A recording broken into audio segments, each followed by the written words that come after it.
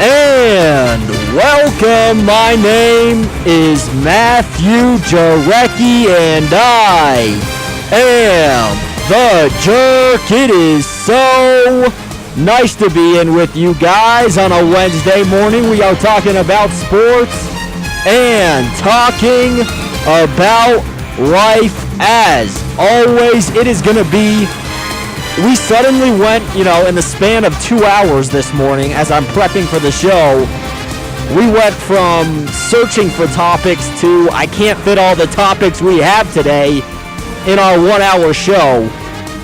We are on KJACK 107.1 Flagstaff, Arizona, KJACKradio.com, Facebook Live. You can call in. I'll give you the phone number later. And the big news today, there's two big stories, but I want to start out with Chris Paul. He has been traded officially to the Houston Rockets. He's been traded in exchange for Sam Decker of the Rockets, who's, he's an all right player, three-point shooter. Patrick Beverley, who I don't love that the Houston Rockets got rid of Patrick Beverley, but it was probably worth it to get Chris Paul. And they also traded their sixth man, Lou Williams, who can come off the bench, give you a good 15 to 20 minutes a game. I think this was a good trade both ways. I honestly do. I think Houston gave up a lot, but it is Chris Paul.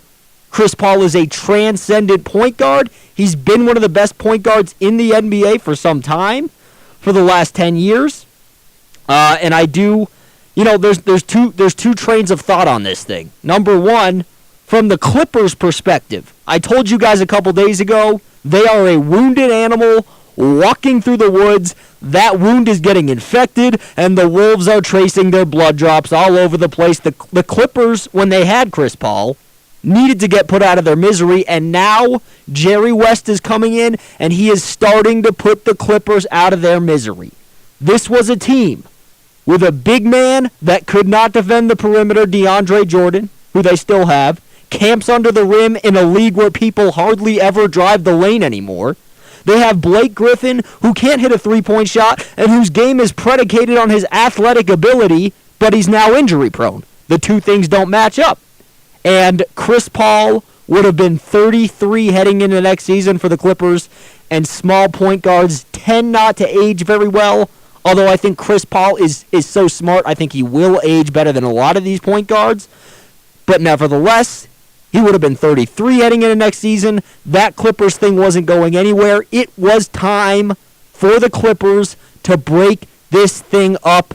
And Jerry West, one of the best front office people we've seen in the NBA, helped build that Golden State Warriors thing, comes right on over and immediately is aggressive and makes moves. I love this thing. I love people that can come in and they're not afraid. Jerry West, he's not going to be afraid of anybody's opinion about him. He has the resume where he can come in and say, hey, we got to get something back for Chris Paul. We have to get something back. However, I do think if you're Chris Paul, and I think if you're thinking about, we never consider for these pro athletes, we always think it's just easy for them to pack up and move. Like, they're just going to go, let's just go move to Houston. We'll compete for championships. It's not that easy. You got kids in school. You have doctors there. All your cars, your house. Chris Paul has a wife. The wives have lives too. And I think we often forget that. It's not that easy to just pack up and leave, especially to go to Houston, a place that's probably foreign to Chris Paul. A big, sprawling city in the middle of Texas. It's hard. He's got a great lifestyle in L.A. right now. Now, obviously, he's been traded. The reports are Chris Paul wanted to go to Houston, so obviously Chris Paul wants to win. He wanted to go to Houston, so he went to the front office in L.A., and he told those guys, hey, I just want to give you a heads up. Try to get something for me. He didn't leak it. This is something Chris Paul did well, trying to take care of the Clippers. Paul George leaked it. He said, I want to go to the Lakers. And suddenly the Indiana Pacers lost a whole bunch of leverage. Because teams already know, all right, a year out, he'll be in L.A. We're not going to give up much for him. Chris Paul didn't go and run his mouth. He kept things in-house. It was reported yesterday that he was having a meeting with the Los Angeles Clippers, and he told the Clippers, please go get something for me. If not, I'm going to leave. And he opted out of his contract earlier last week. And this is the result. Chris Paul goes to Houston. Now, I don't think this takes the Houston Rockets past the Golden State Warriors just yet. I think they need to add more to that roster. I think Mike D'Antoni's a good coach, not a great coach. And I still think with the addition of Chris Paul, I think it takes them over the Spurs, who the Rockets could only win 2 games on in the playoffs this year. People forget that. I think it takes them over the old Spurs. And I think now you have a roster full of James Harden, Nene, who's a good center, Eric Gordon, who can really score. Trevor Ariza, he's still a solid small forward that can score. That's a pretty decent roster. I do not like that they lost Patrick Beverley, who is at times the best defender in the NBA. A lot of times he's the best perimeter defender in the NBA, which is becoming increasingly important. We saw what Patrick Beverley could do to Russell Westbrook in the playoffs last year. I do not like that departure, but I think Chris Paul comes over and he plays real defense and he can fill some of that void. And I think in general, if Chris Paul wants to win, this was probably the best move for Chris Paul, although I do not think the Rockets really got close to the Golden State Warriors this year. I think Golden State is still the better three-point shooting team. They're obviously the better defensive team. They obviously have more star power, and I do think, given a healthy coach over there for the Warriors, Steve Kerr, I do think that the Golden State Warriors still have the coaching advantage. So I think if the Rockets want to move forward, I think the Rockets can build off this, but I think if the Rockets want to get past the Golden State Warriors in the playoffs, or if they want to compete, if they want to win more than a game in the Western Conference Finals, which I think they'll be in this year, they will need to add one more piece, maybe a blockbuster for Paul George, although I'm not sure Daryl Morey can make that happen. But overall, for Chris Paul, I think it was a solid move. I think if he wanted to win, this was a solid move. I think the real winner, which is odd in this situation, the real winner for me is the LA Clippers. They were a wounded animal in the NBA. They were stuck. They had a team that was just good enough to get to the playoffs, but just bad enough to always lose in the first round, and it was highly predicated on their outdated roster. Blake Griffin, his points were often dependent on Chris Paul getting him easy layups or great shots from the mid-range position. Blake Griffin is not a great three-point shooter. His game is predicated on jumping out of the gym with his athleticism, and suddenly Blake Griffin is injury-prone. It just doesn't work. It's why a lot of people think Russell Westbrook will not age well. His game is predicated on athleticism. DeAndre Jordan will demand around $23 million in his next contract, but he's a guy that can't defend the perimeter. He's a guy that camps under the rim and hits dunks. He's limited offensively. To me, he's very limited defensively. And let's not forget, what was the critical shot that the second best player in the world made in the finals to end Game 3? It was an outside three. People don't drive the lane outside of LeBron James in today's NBA. DeAndre Jordan is not very valuable anymore. To me, he is not worth $23 million, although that's what he'll demand in his next contract. So I think Jerry West has started to clean up that wound, to put that animal out of its misery. They are a wounded animal still, and I think they still need to deal Blake Griffin. And to me, you got to get rid of DeAndre Jordan. You got to get rid of DeAndre Jordan. Get some expiring contracts. Get a team together. Patrick Beverley, Ryan Anderson, and Patrick Beverley, Sam Decker, and Lou Williams. They're not a bunch of scrubs. They can play, especially Beverley and Lou Williams. If they can deal Blake Griffin for a couple more assets, deal DeAndre Jordan for a couple of young assets, let Jerry West build that thing from the ground up, I actually think the Clippers right now are starting to become, they're starting to put themselves in a better position than they would have been had they re-signed Chris Paul, Blake Griffin, and DeAndre Jordan, the outdated Big Three. And I think this is a clear sign. Doc Rivers probably lost a lot of his roster control when Jerry West came into the building. And I think that's a great thing for Doc Rivers' career. And I think it's a great thing for the Clippers going forward. So that is the big news story today. Chris Paul is officially a Houston Rocket. I don't think right now the Rockets win more than 2 games in the Western Conference Finals against the Golden State Warriors with one more year of chemistry between Kevin Durant, Klay Thompson, Draymond Green, and Steph Curry. I just don't think it happens. I don't think they have the star power. And by the way, I think Steve Kerr is a better coach than Coach of the Year this year, Mike D'Antoni. Although I think Mike D'Antoni is a good coach, I think he undercoaches in the playoffs. So it'll be interesting. It'll be interesting to see now, is one more player, maybe Gordon Hayward in free agency. Maybe they can work out a deal for Blake Griffin. Possibly a Paul George blockbuster.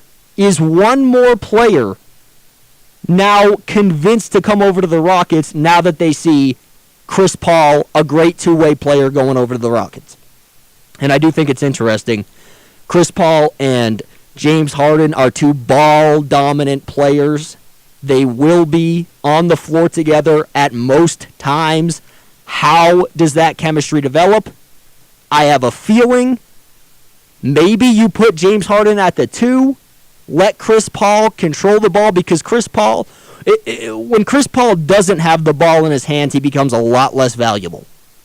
I think James Harden, when he doesn't have the ball in his hands, can be more valuable than Chris Paul. I think it'll take about a season to figure that thing out. I think they will figure it out by the playoffs. And this is another team this year, along with the Timberwolves, along with the 76ers, the Lakers. I want to see Jason Tatum for the Celtics. This is another team now, the Houston Rockets. I think we're going to have a very, very interesting NBA regular season, as opposed to this last NBA season that was completely carried by Russell Westbrook in his MVP campaign. I think we have some real teams developing right now. Not that they're going to challenge Golden State or Cleveland this year, but I think we have some real teams developing in the NBA. All right, after the break, Phil Jackson is done in New York. What it means, I have a great comparison between Phil Jackson and a certain disease. Be back after the break. I'm Matthew Jarecki. This is The Jerk.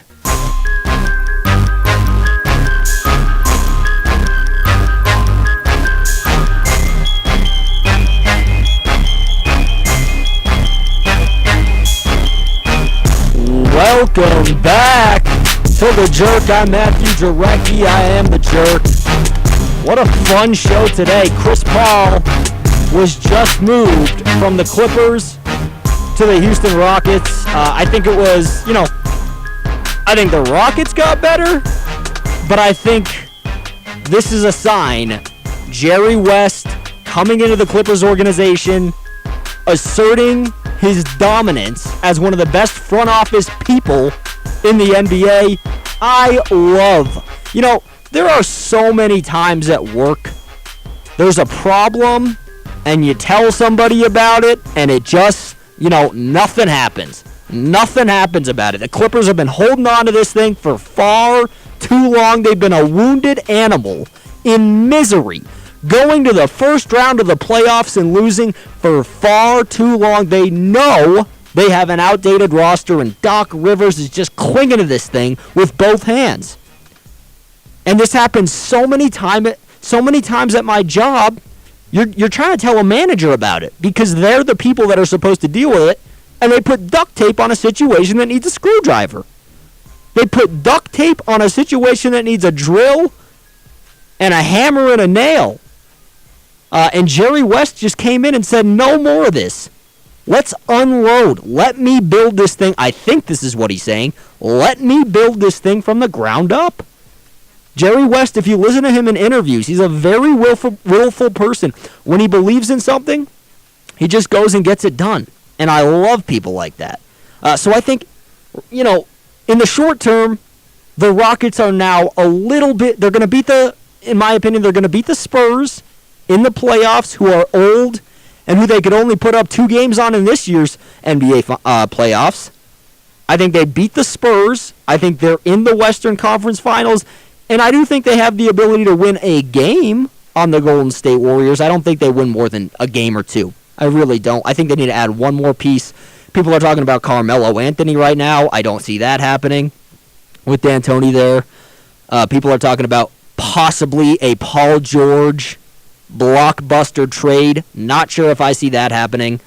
But I do think, I think the Rockets, they made this move. It's funny. You look around the league right now. You see all these GMs. Daryl Morey, Minnesota's GM.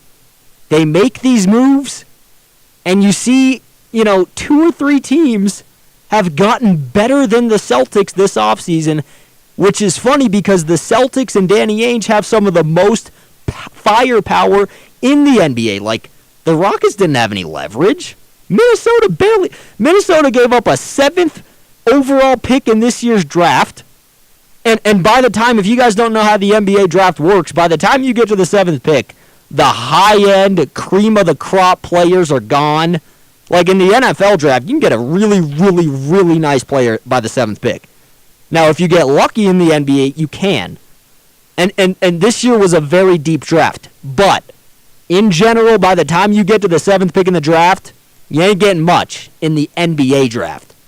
Like, Minnesota gave up the 7th overall pick, and they gave up Chris Dunn and Zach LaVine.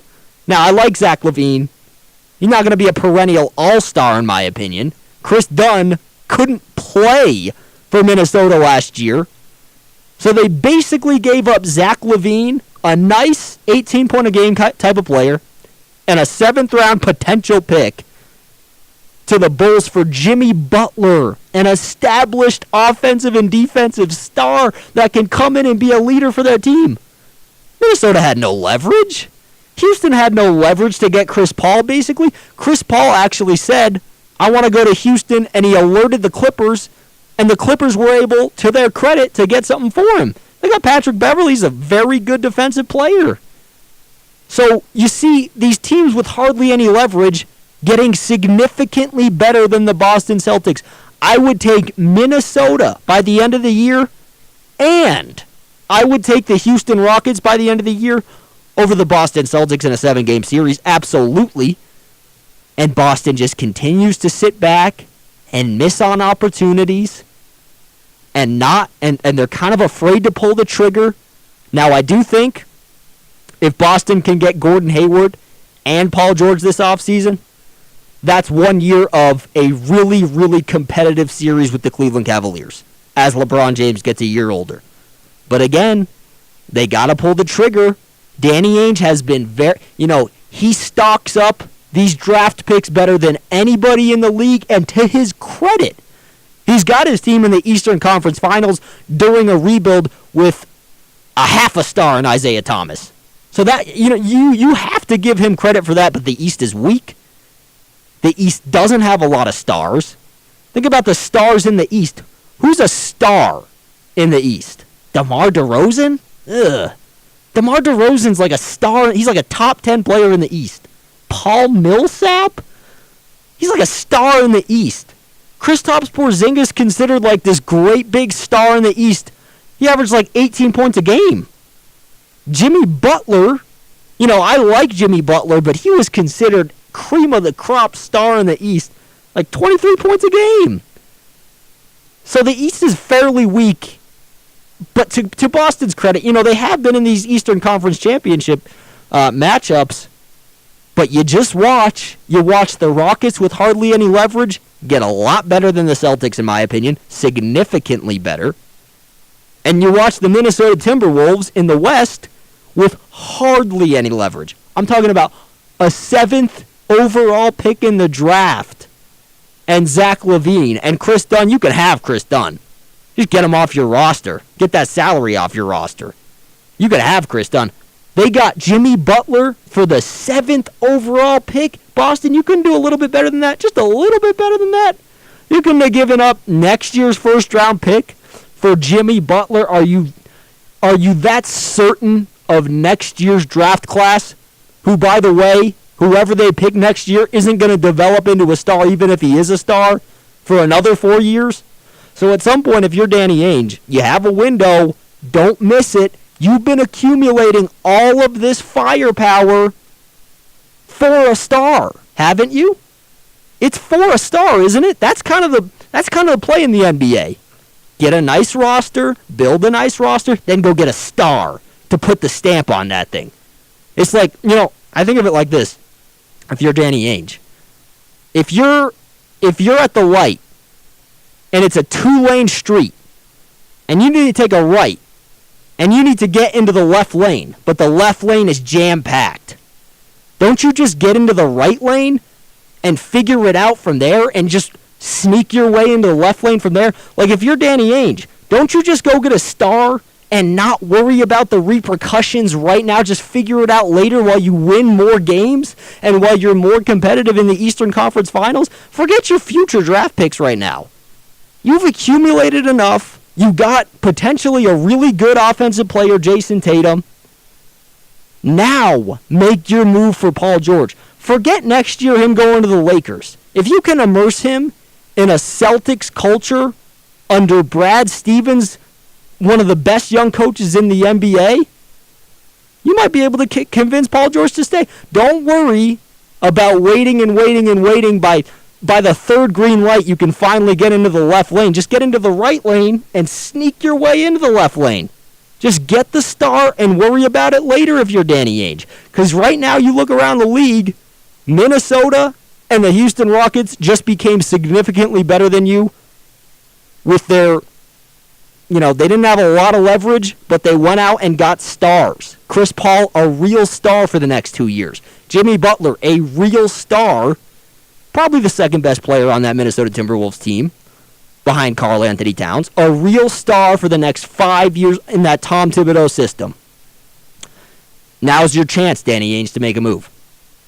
We didn't get to the Phil Jackson stuff just yet. We're going to get to that after the break. I have some strong thoughts about that Phil Jackson thing. I have a couple of buddies who are Knicks fans. I know they are rejoicing today.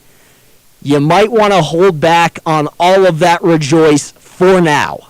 And I will explain that after the break. I'm Matthew Jarecki. This is The Jerk. Man,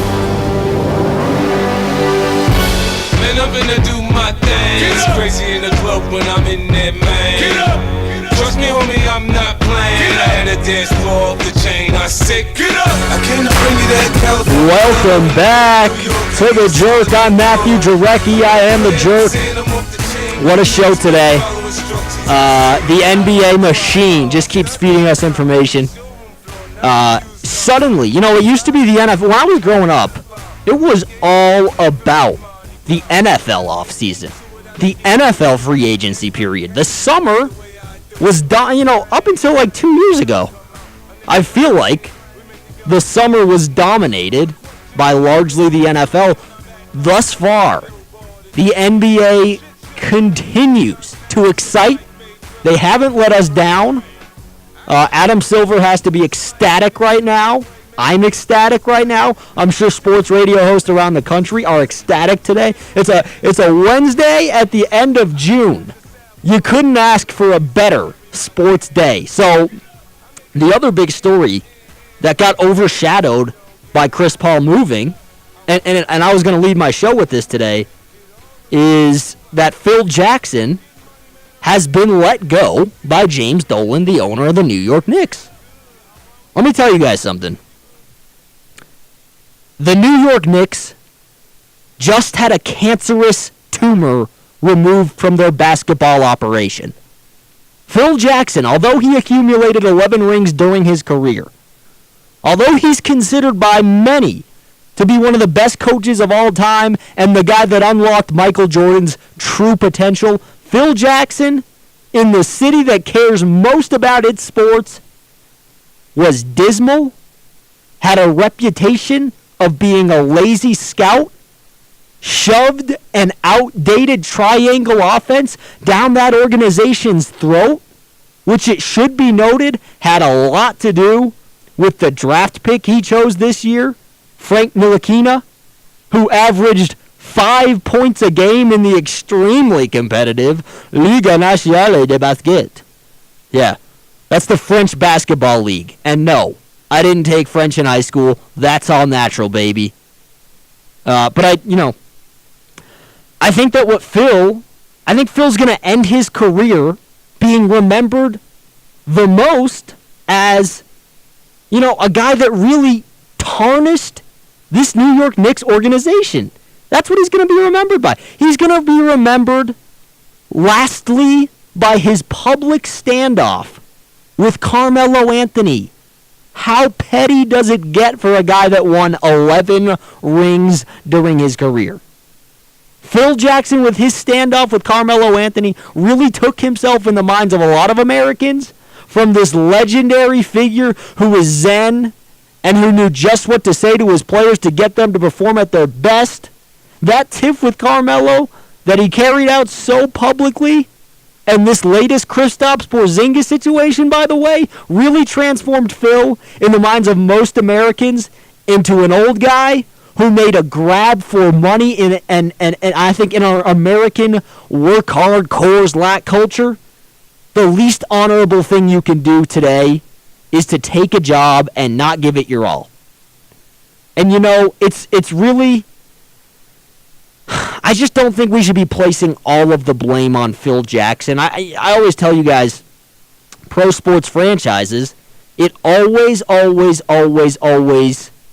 trickles down, unless you have a transcendent star like LeBron James, it always trickles down your success, ownership down. Cancer often just doesn't appear out of nowhere on a person. It is often a result of smoking or eating cured meats or drinking a big gulp per day.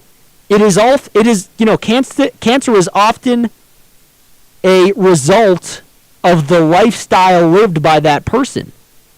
The person is really where the cancer starts. James Dolan didn't inherit the cancerous tumor that was Phil Jackson. James Dolan hired him. James Dolan is the problem. He's the real root of the problem for the New York Knicks. This guy has a history, James Dolan does, of being the worst owner. Not one of the worst, not, a bad owner. No, he has a history of being the worst owner in the NBA. And he happens to own one of the NBA's most important franchises, the New York Knicks. I mean, we're talking about a guy who witnessed a lawsuit go down against Isaiah Thomas, the formerly great point guard. He witnessed Isaiah Thomas be involved in a sexual misconduct lawsuit while he was in the front office of the New York Knicks, James Dolan's New York Knicks. There was allegations of sexual assault against Isaiah Thomas, and what did he do? What did James Dolan do?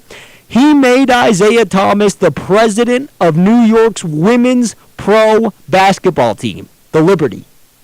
Is that not absurd? Again, sports trickle down from ownership to management to coaching, and I think lastly to players, unless you have a transcendent star like LeBron James who breaks through all those barriers. The problem isn't over in New York. This is a smoker that just had a tumor removed and snuck out of the hospital to get a pack of cigarettes. That's what James Dolan is. It started and it starts with James Dolan. Phil Jackson was just a result of the lifestyle. So, it was a rough 3 years since Phil Jackson got there. It really was. It was rough for everybody. It was rough for the fans. I'm sure it was rough for Phil. It was certainly rough for Carmelo Anthony, who's had a public standoff with Phil Jackson, which is absolutely absurd, by the way. He's had a public standoff with Phil Jackson for the last 2 years. It's been rough for Kristaps Porzingis. I do not feel bad for James Dolan whatsoever. I think a lot of times in sports, people and owners make their bed and then they have to lie in it. But I do think for Knicks fans, often there's one good thing that came out of this thing. You often hear people that have cancer say they experienced something or they went through something and now they have a new appreciation for life. They built new relationships. They're enjoying life more than ever after the cancer. So cancer, as bad as it is, often gives people a gift if they can put that thing in remission or if they can recover from that thing fully. And I do think the one gift that the tumor that Phil Jackson was left New York was a modern-day big Kristaps Porzingis, who I think, if healthy, is going to be a real 25-point-a-game star in the NBA, who has the length to defend, although he's not a great defender right now, and who's going to get stronger as he gets older. But again, it is it's now up to new management. And again, that cancer is just in remission right now. It's not gone. James Dolan, if he continues to make poor decisions, the cancer's going to come back over and over again. It is now up to new management to build around Kristaps Porzingis. I think they need to get Carmelo Anthony out of there, a guy who doesn't want to be there anymore. And Stephen A. Smith, by the way, is now reporting that if Carmelo Anthony can convince the New York Knicks, who no longer have Phil Jackson, and that's got to be a breath of fresh air for Carmelo Anthony, Stephen A. Smith is now reporting that if Carmelo Anthony can arrange a buyout with the New York Knicks, he will join Chris Paul and James Harden for the Houston Rockets. Hey, that's a spot-up shooter right there. They're not going to ask Carmelo Anthony to do much. He's going to need in the playoffs to defend better than he ever has in his life if they want a chance against the Golden State Warriors. But that certainly gives them more firepower. Another outside shooter. I was talking about before the break, Houston's not quite there yet. Chris Paul is a nice addition, although they lost Patrick Beverley, one of the best outside defenders in the NBA. But you get Carmelo Anthony there, you bring in a couple other pieces, you might be able to have a competitive series against the Golden State Warriors this year. I do think the Golden State Warriors, I just simply don't think, whatever's left in the NBA right now as far as pieces to add, I don't think Houston can really add much more that's going to put them over the top against Golden State, but I think we're going to have a competitive Western Conference Finals if Carmelo Anthony gets there, and I root for competitive because this year's playoffs 12-0 and 12-1, they weren't competitive. So I think it's interesting. I think one of the things that's going to be interesting heading into the season, who takes the ball up the court for the Houston Rockets? When I think of James Harden, all I think about is him carrying the ball up the court. When I think about Chris Paul and the LA Lakers, all I think about is Chris Paul taking the ball up the court. Who takes the ball up the court? I did see a stat. Chris Paul shot like 49% off the ball, so I guess I was wrong about that. I thought James Harden was going to be the guy that had to play off the ball. Chris Paul shot 49% off the ball, and I think James Harden shot, let's see here. James Harden off the ball shot 38%. So they're both very good off-the-ball shooters. It's going to be a hard team to defend. Carmelo Anthony, I would be willing to bet his off-the-ball percentage is very high as well. One of the best shooters historically in the NBA. So I think, we're gonna sit back and wait. We're gonna sit back and wait. There's a lot of stuff moving in the NBA right now. The NBA has to be happy after that dismal NBA regular season. They have to be happy with the way their NBA off-season is going right now. This is often, I call the NBA often the sideshow league, and it is certainly producing right now. It is the sideshow league in America, and that ain't a bad thing all the time. Like, They're getting a lot of play in the media right now. It's mid-baseball season. We ain't talking about baseball. If there's a radio host out there talking about baseball, they're doing it wrong. This NBA stuff is exciting right now. All right, we'll be back after the break. I'm Matthew Jarecki. This is The Jerk. Yeah. Yeah. Yeah. Welcome back to The Jerk. I'm Matthew Jarecki. I am The Jerk. 50 Cent getting it popping. I love 50 Cent. All right, so the big news today, Chris Paul just got moved to the Houston Rockets. The Houston Rockets got a couple of nice players. They got, I think the biggest players they got were Lou Williams, who can score. He can give you 15 a night. And they also got Patrick Beverley, who is probably the best outside defender in the NBA. I would say Draymond Green, best overall defender in the NBA. Patrick Beverley, top 3 defender in the NBA, best outside defender in the NBA, which is important because it is now a 3-ball league. So that's the big story of the day.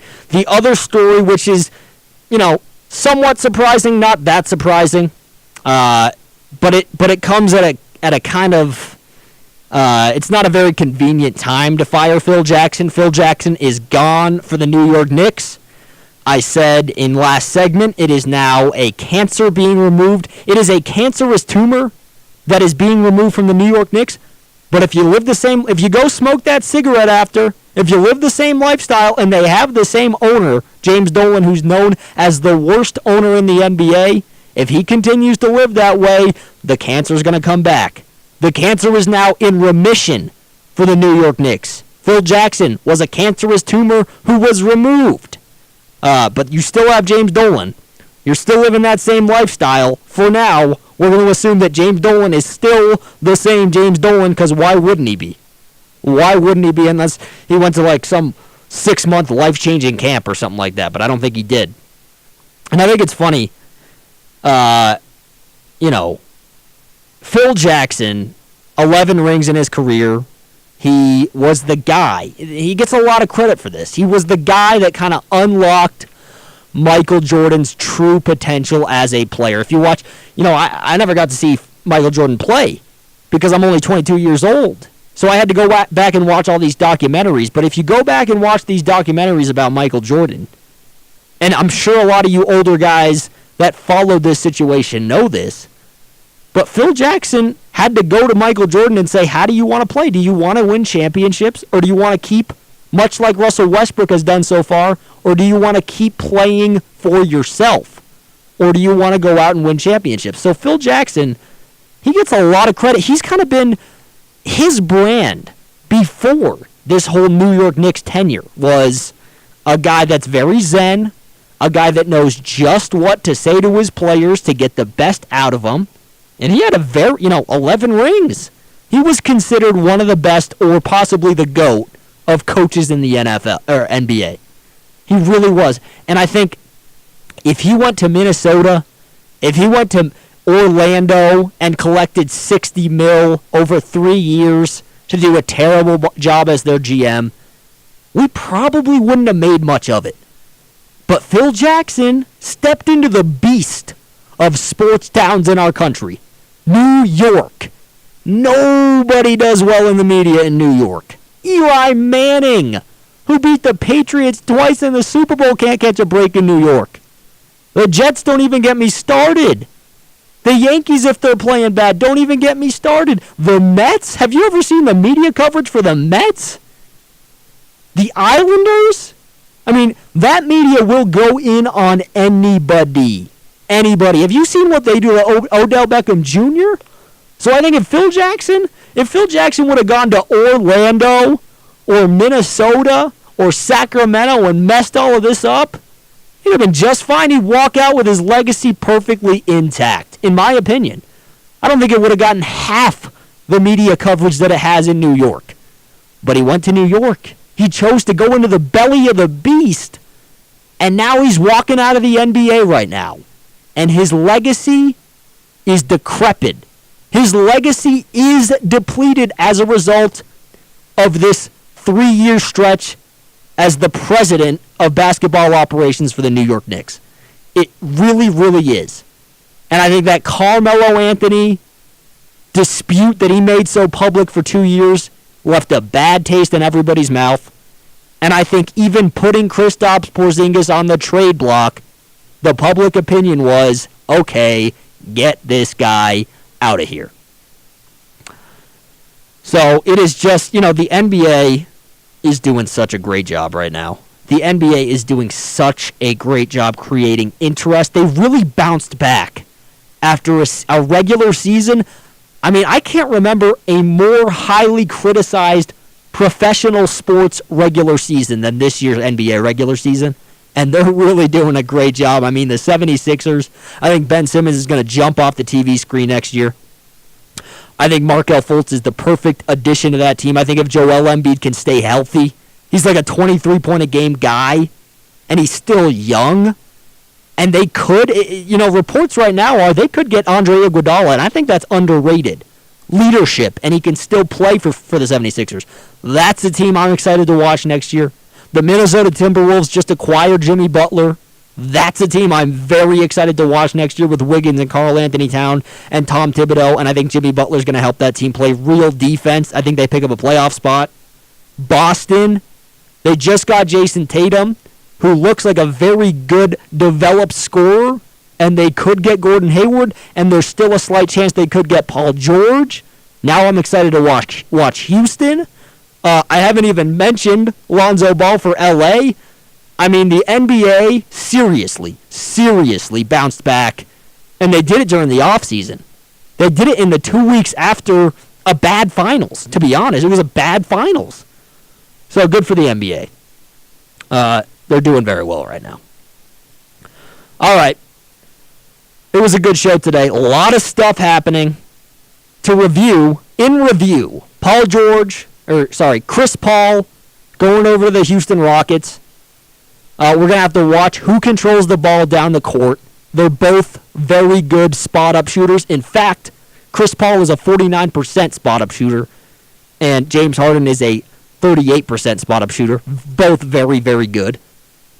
Phil Jackson fired from the Knicks, and now it's up to James Dolan. What's he going to do?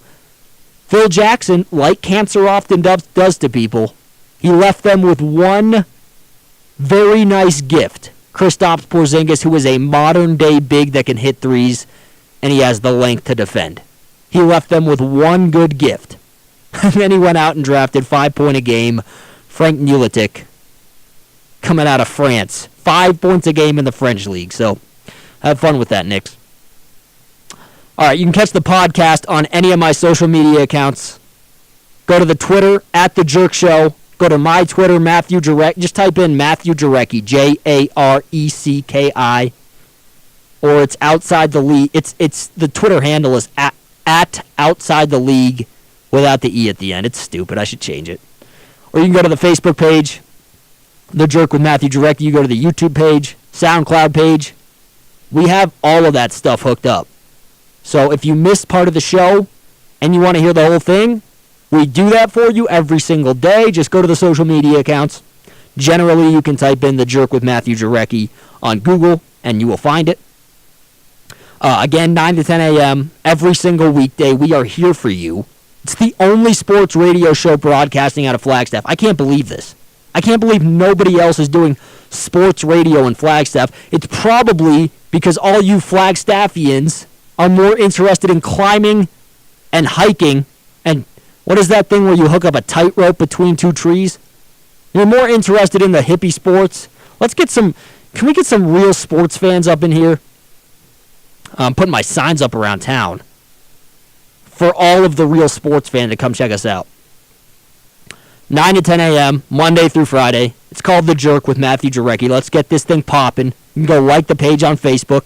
Follow the show's Twitter account, @TheJerkShow. Catch the podcast. We will be back tomorrow. I'm Matthew Jarecki. This has been The Jerk.